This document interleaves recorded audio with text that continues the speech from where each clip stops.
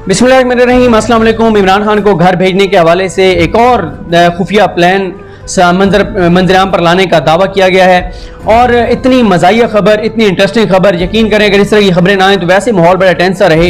इतनी संजीदा खबरें आती रहती हैं, उसमें फिर संजीदा खबर के नाम पे इस तरह की मुज़िका खेज़ जब खबर और मज़ाहिया और दिलचस्प खबर आती है तो ज़ाहिर है एंटरटेनमेंट है ये लोगों के लिए, लोग इंजॉय करें इसको।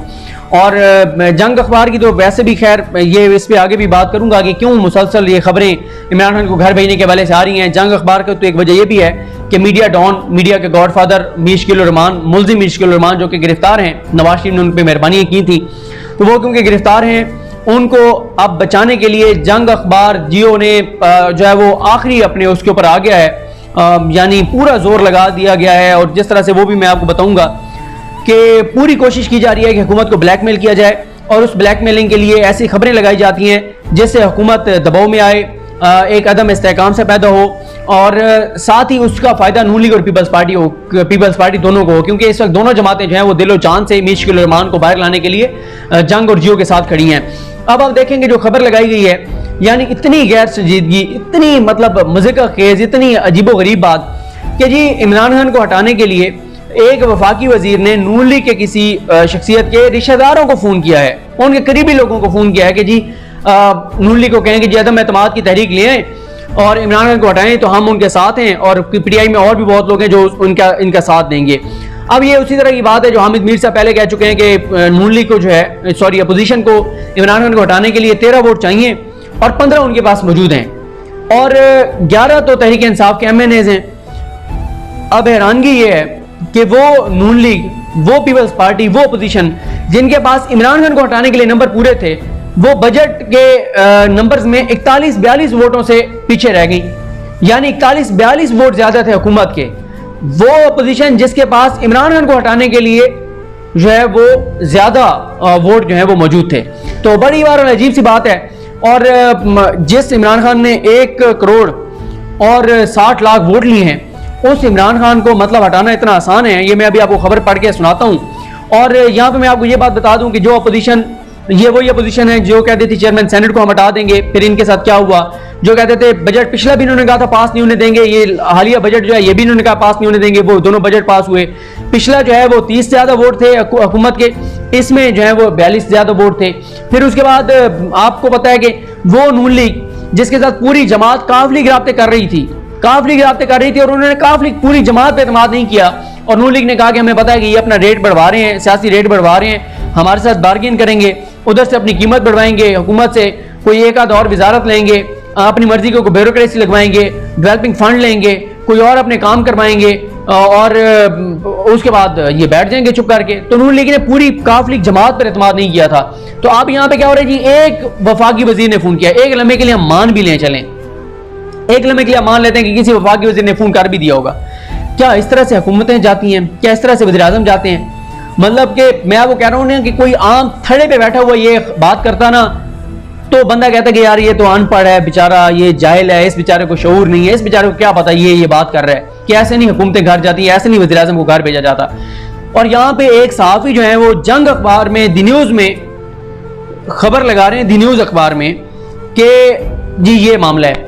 अब बात यह है, ये बात सबको पता है जिसमें थोड़ी सी भी अक्ल और समझ बूझ है, एवरेज जिसका दिमाग काम करता है ना, उसको ये बात पता है कि ये इमरान खान को हटाने के हवाले से संजीदा बात होगी तब जब इस्टेब्लिशमेंट ये फैसला करेगी कि हमने इमरान खान को हटाना है। हटा सकती है, नहीं हटा सकती, वो एक अलग बात है, लेकिन संजीदा कोशिश उस वक्त शुरू होगी जब इस्टेब्लिशमेंट ये फैसला करेगी।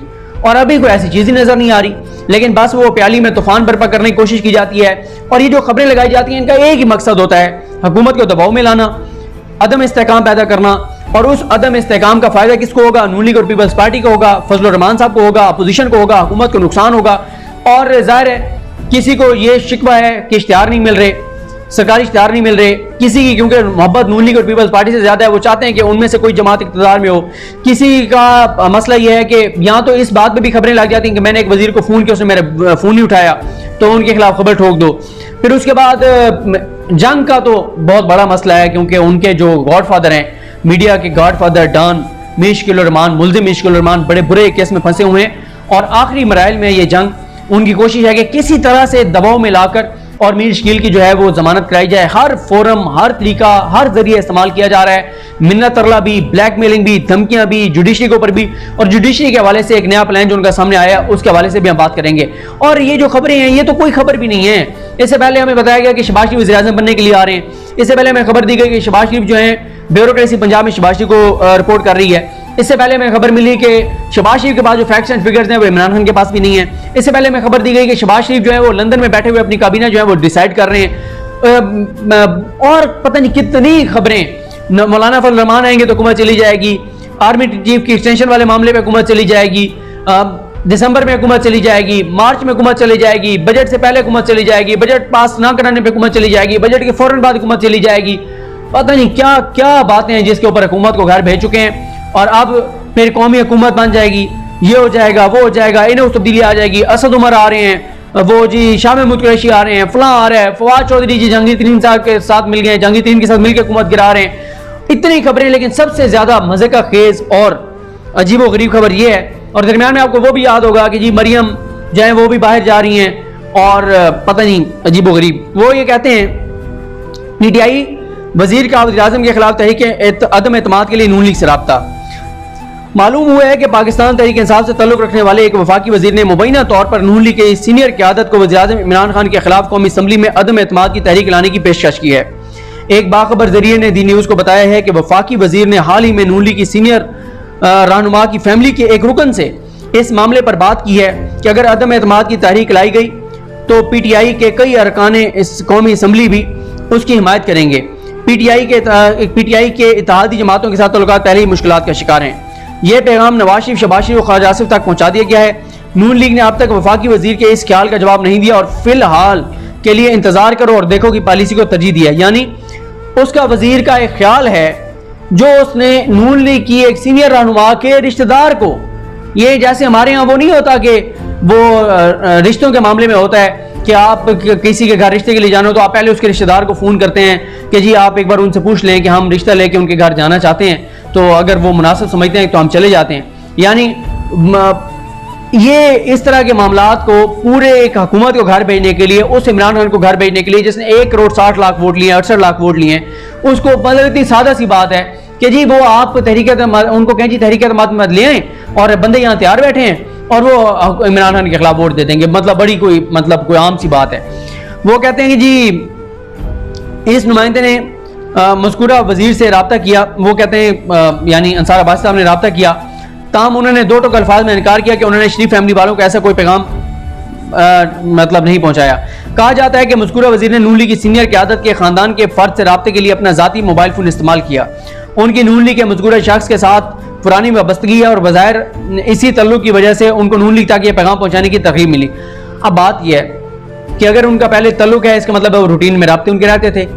और मैं तो ये कह रहा हूं कि एक लम्हे के लिए हम मान भी लें कि वफाकी वजीर ने रब्ता किया भी हो और कहा भी हो, तो भी ये मामला इतना सादा नहीं होता। अगर हुकूमत जो है वो, ये तो अपोजिशन पहले दिन से कह रही है, वो तो बल्कि कह रहे हैं, राना सनौला पता नहीं कह रहे हैं कि 60-70 लोग हमारे साथ राब्ते में, 60-70 लोग राब्ते में, तो अब लाए ना तरीके एतमाद क्यों नहीं लाते आप कह रहे हैं कि हुकूमत के अंदर लोग, हामिद मीर साहब कह रहे हैं कि 15 बंदे आपके पास पूरे हैं, आप कर लें तरीके एतमाद, आज लिए आए, देर किस बात की। आप लोग खुद कह रहे हैं कि इमरान खान अगर एक दिन भी और मजीद रहेगा हुक्मरान तो पाकिस्तान जो है वो नुकसान होगा पाकिस्तान को। तो आप क्यों पाकिस्तान को नुकसान होने दे रहे हैं? आप तो बड़े मुखलिस हैं मुल्क के साथ। आपने तो यहाँ पे दूध और शहद की नहरें बहा दी थी। आपने तो जितनी आपने खिदमत की इस मुल्क की, वो तो कोई तसव्वुर नहीं कर सकता कि कोई इतनी खिदमत करेगा। आपने देखे ना कितनी खिदमत है। आपने इस मुल्क के लोगों से वोट लिए, वोट लेके फिर आपने इक़्तिदार संभाला, फिर आपने लूट मार की, आपने करप्शन की, आपने मनी लॉन्ड्रिंग की, आपने हवाला हुंडी के जरिए पैसा बाहर भेजा, आपने अपने बच्चों को बाहर प्रॉपर्टीज बना के दी, कारोबार बना के दिए। आपके अपने बच्चों के कारोबार तरक्की कर रहे थे, मुल्क का कारोबार तबाह हो रहा था, आपके बच्चों की स्टील मिल प्रॉफिट में जा रही थी, यहाँ पे जो पाकिस्तान की स्टील मिल है वो खसारे में जा रही थी। जरदारी साहब के बच्चों के एहसास और जदादें देखें, जरदारी साहब के एहसास और जदादें देखें, फेक अकाउंट्स केस देखें, आप फेक अकाउंट्स केस की जेटी पढ़ें कि कितना पैसा और कितना जो है वो कितनी तरक्की की जरदारी साहब के खानदान ने। और इसी तरह पनामा जेटी पढ़ लें तो आपको पता चलेगा कि शरीफ खानदान ने कितनी तरक्की की, नवाज शरीफ के खानदान ने कितनी तरक्की की। आप शहबाज शरीफ साहब का केस पढ़ लें तो आपको पता चलेगा कि शहबाज शरीफ के बच्चों ने टीटीज के जरिए कितनी तरक्की की। लेकिन मुल्क को क्या मिला वो आपके सामने है। वो कहते हैं कि उनके सोर्स ने यह भी बताया है कि ईवान में तब्दीली के लिए PTI से ताल्लुक रखने वाले 12 से ज़ायद अरकान असम्बली तैयार हैं। हामिद मीर साहब ने 11 कहे थे यानी PTI के, और 4 और 15, और ये कहते हैं कि जी 12 से ज़ायद अरकान असम्बली तैयार हैं। दिलचस्प बात यह है कि वज़ीर-ए-आज़म के खिलाफ अदम एतमाद की तहरीक के हवाले से वफाकी वज़ीर का पस मंज़र में नून लीग वालों के साथ रब्ता हुक्मरान जमात PTI के लिए परेशानी का बायस बने। कुछ तनाज़ात के दौरान ये मामला सामने आया है। एक तरफ वो ये कहते हैं कि बड़ी परेशानी होगी PTI को इससे, एक तरफ इत्तेहादी जमात BNP मेंगल ने पहले हुकूमत को छोड़ने का ऐलान कर दिया है, तो दूसरी तरफ काफ लीग वालों का सियासी मूड भी PTI हुकूमत के लिए परेशानी का बायस बना हुआ है। काफ लीग की सियासी मुनाफकत पे हम बहुत बात कर चुके हैं। अगर भाई PTI डिलीवर नहीं कर रही और PTI मुल्क का नुकसान कर रही है, गरीब का नुकसान कर रही है, आपने बजट में उसको वोट क्यों दिया? इमरान खान को ना देते ना आप। ये क्या हुकूमत बड़ी गलत है लेकिन हम इसके साथ रहेंगे? गलत बंदों के साथ नहीं रहा जाता सर, गलत बंदों को छोड़ देना चाहिए। ये क्या कि जी गलत बंदा है लेकिन फिर भी हम इसका साथ दे रहे हैं। क्यों आप साथ दे रहे हैं? आप ना देते वोट उसमें ये जो बजट था। लेकिन आपको भी अपनी सियासी औकात का पता है, जब तक आपको दाता दरबार पिंडी ब्रांच से नहीं कहा जाएगा आप अलग नहीं हो सकते। और जब आपकी इतनी सियासी औकात नहीं है तो फिर ये बातें भी ना किया करें, इधर उधर बयान देना ये वो। या तो आपका ज़मीर, अगर आप अगर इंडिपेंडेंट हैं, आपके अंदर ज़मीर है, तो आप इस हुकूमत से अलग हो जाएं। ये क्या मुनाफकत कि जी हुकूमत ठीक भी नहीं कर रही लेकिन हम इसके हुकूमत के साथ भी रहेंगे। गलत हुकूमत है तो गलत हुकूमत का क्यों आप साथ दे रहे हैं?